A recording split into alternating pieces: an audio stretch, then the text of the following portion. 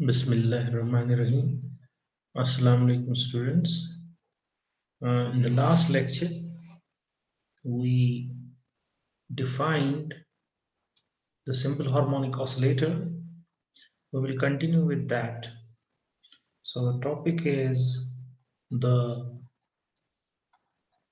simple harmonic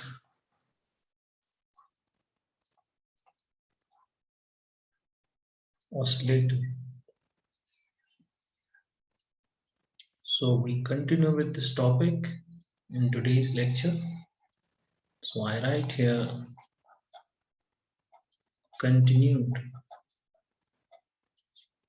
In the last lecture, we defined this oscillator as an oscillating system consisting of a particle subject to a force f of x equal to minus kx, where k is a constant and x is the displacement of the particle from its equilibrium or mean position.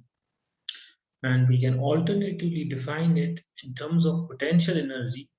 As you know from last lecture, the potential energy U of x of this oscillator is half kx square, right? And we know force and potential energy are related. So this definition, whether we define the simple harmonic oscillator in terms of this force or in terms of potential energy, the definition is the same.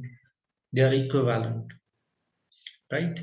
And then we move to the equation of simple harmonic oscillator. We wrote in the last lecture the second order derivative of position with time plus k by mx is equal to 0.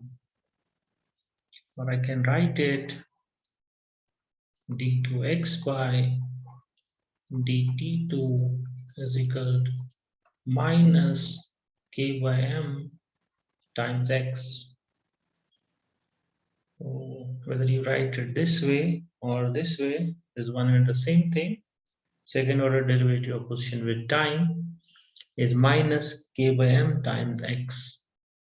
So let me name it equation 1,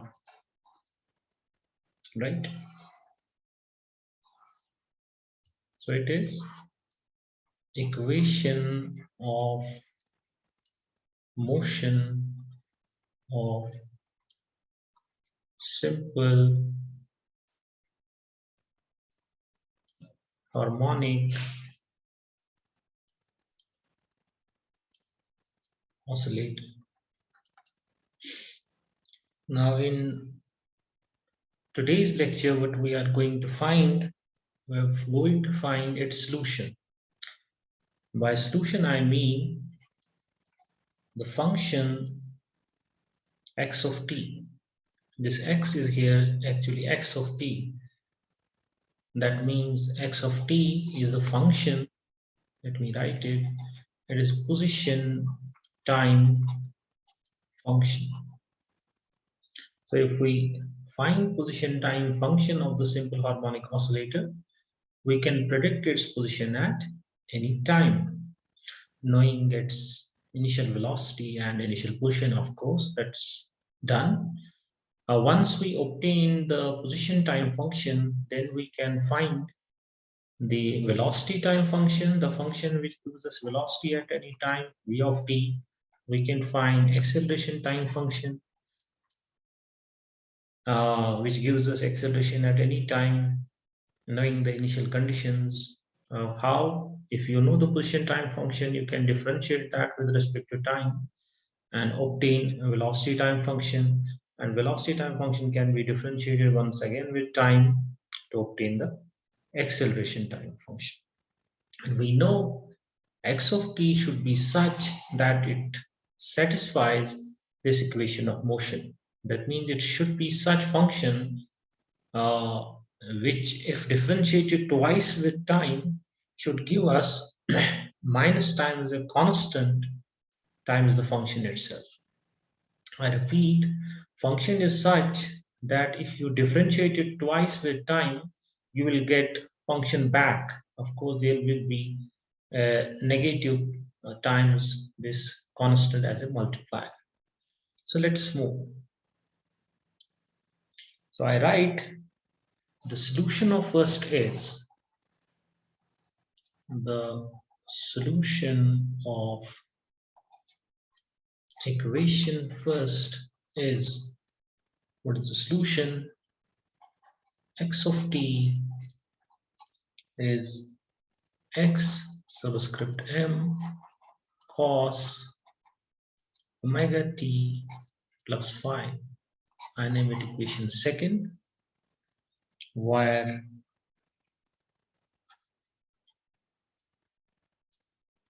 omega squared is k by m.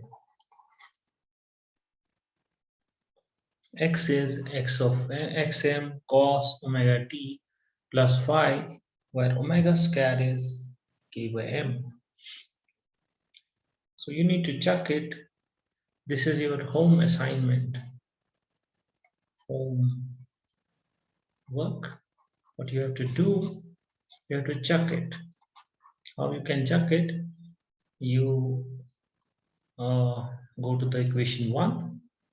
You take this function, differentiate with respect to time twice, put it in left hand side and put the function in right hand side. Then you check it will satisfy, provided omega squared is taken equal to k by m. So now we have three constants, xm, omega, and phi. These are three constants, right? So we have three constants.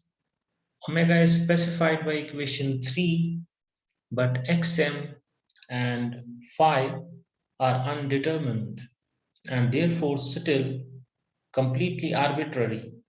This means that any choice of xm and phi whatsoever will satisfy equation 1, so that a large variety of motions, all of which have the same omega, is possible for the oscillator. You can see and check it that xm and phi are determined for a particular harmonic motion by how the motion starts. I repeat, xm and phi are determined for a particular harmonic motion by how the motion starts. So now what we are going to do, we are going to find the physical significance of the constant omega. So I will write physical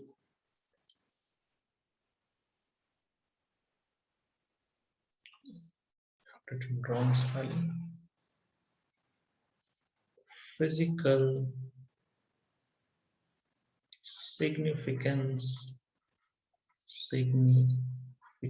of the constant omega, right? See in equation 2, that is this equation, you can see this overall is angle, this is also angle, so it is in radians. Now if we increase time in equation 2 by 2 pi by omega, if we increase the time t in equation 2 by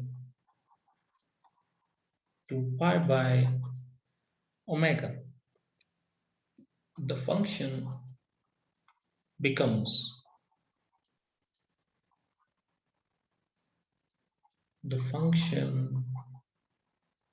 first you need to convince yourself that 2 pi by omega is time. You can see it from your dimensional analysis, you know this whole thing is radian, t is second, so omega will be radian per second. And if you do pi radians, you divide that by some quantity having units of radian per second, radian will cancel out, it will be second. So it's time. So now equation 2 can give me position of the oscillator at any time. So I am asking a question, if I increase time t in equation 2 by this much time, what will I get? So let us see. So I will get x equal to, is actually x of t, you know, xm, then I have cos omega t, but I increase time, I write t plus 2 pi by omega plus phi. So you can see I have written in the equation 2, this one, I have written in instead of t plus 2 pi by omega. So I've increased the time by amount 2 pi by omega. So when I do it, what I get? I have xm cos omega times t plus 2 pi by omega plus phi. It will be xm cos omega t. When you multiply omega by 2 pi by omega will go omega t plus 2 pi plus phi. So we'll get this cos omega t plus 2 pi plus phi, which is simply what? It is xm cos omega t plus phi, right? Then understand it. Why? Because the function, cosine function, merely repeats itself after a time. Actually, cosine function repeats itself after an angle change of 2 pi radians, and therefore x will, this x function, this position time function has repeated itself after time 2 pi by omega, because you get the function back. When we are increasing time by 2 pi by omega, we are getting the function back, x m cos omega t plus phi. Why so? Because cos omega t plus phi plus 2 pi radians is again cos 2 omega t plus phi, because cosine function repeats itself when you increase angle by any integer multiple of 2 pi radians. What is the meaning of that? Meaning of that is that 2 pi by omega is the period of the motion. You define the time period, time to complete one cycle of oscillation. So when 2 pi by omega time is elapsed, the position comes back to its initial position, as you see from this equation, after completing one cycle of motion, because cosine function completes one cycle of its one cycle. So conclusion is 2 pi by omega is the period of the motion. We denote the period of the motion by capital T. So therefore T is 2 pi by omega, but we know omega square is k by m from this equation. So omega is under root square root of k by m. So we make use of that. We get 2 pi as T is time period of the motion is 2 pi under root m by k. I repeat, T is 2 pi square root of m by k. Let me encircle this equation and name it as equation. This is our equation 4, right? You can see that all motions given by the equation 1, which equation? Equation of motion. Which one? This one. All motions given by equation 1 have the same period of oscillation, which is determined by only by the mass m of the oscillating particle and the force constant k of the spring, if you are using spring force in the oscillation. Now the frequency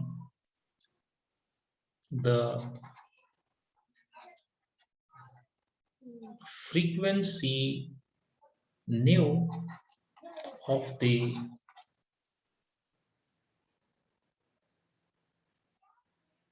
oscillator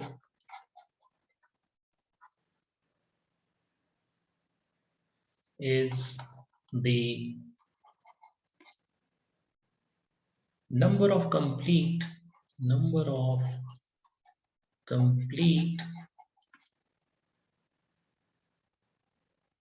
vibrations per unit time. Therefore, it is given by, this is frequency of the oscillator, which is number of complete vibrations per unit time. It is given by, because one oscillation is completed in time period t, I can write nu equal to 1 over t, which will be simply 1 over 2 pi under root k by m. We have used the previous equation. What was its name? 4. We reciprocal it. 1 over 2 pi under root k by m is our result for frequency. I encircle it and name it. Let me use another color. So this is equation 5.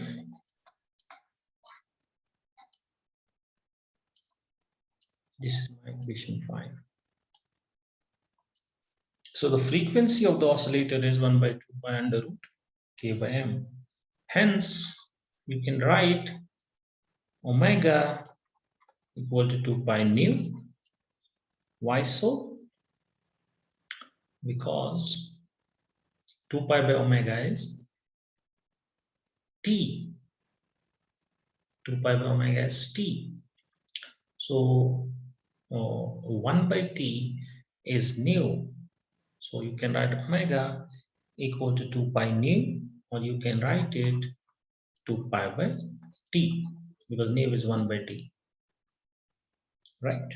So this is the relationship between omega and time period. I encircle it also and name it equation 6. Now the quantity omega, this quantity has a name. It is called angular frequency.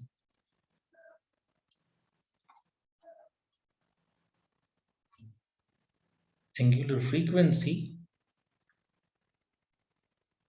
it differs from the frequency nu by a factor of 2 pi. It has a dimension of reciprocal time, as you can see, the same as angular speed, and its unit is the radian per second. Right? I will stop here. We will continue in the next lecture, but I will give you a homework problem.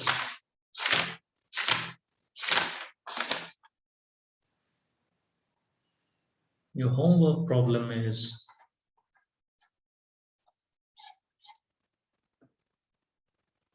question goes like this. A body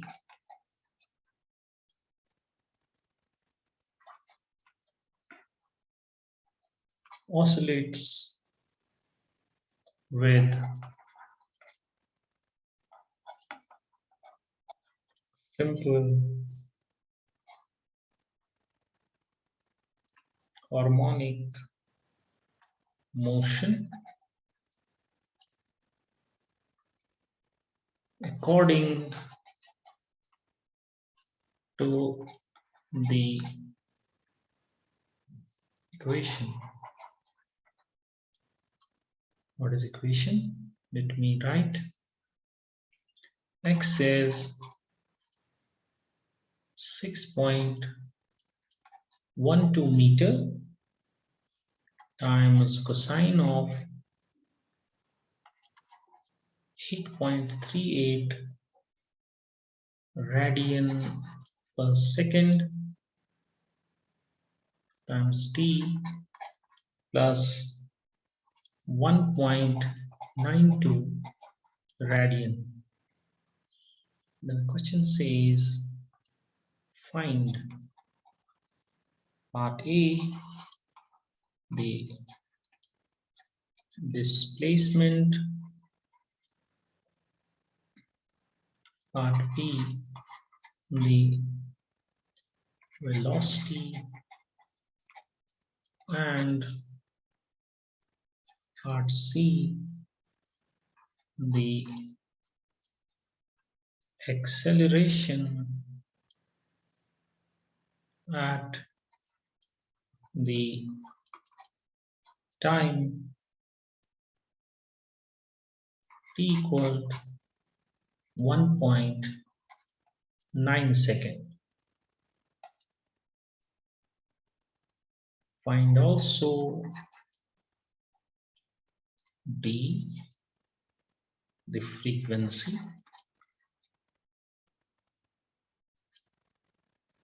and part E, the period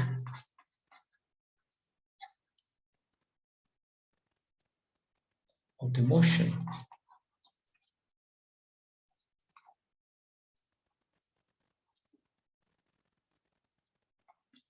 Check the question.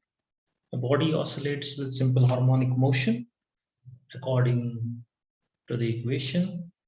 X is 6.12 meter cosine of 8.38 radian per second t plus 1.92 radian.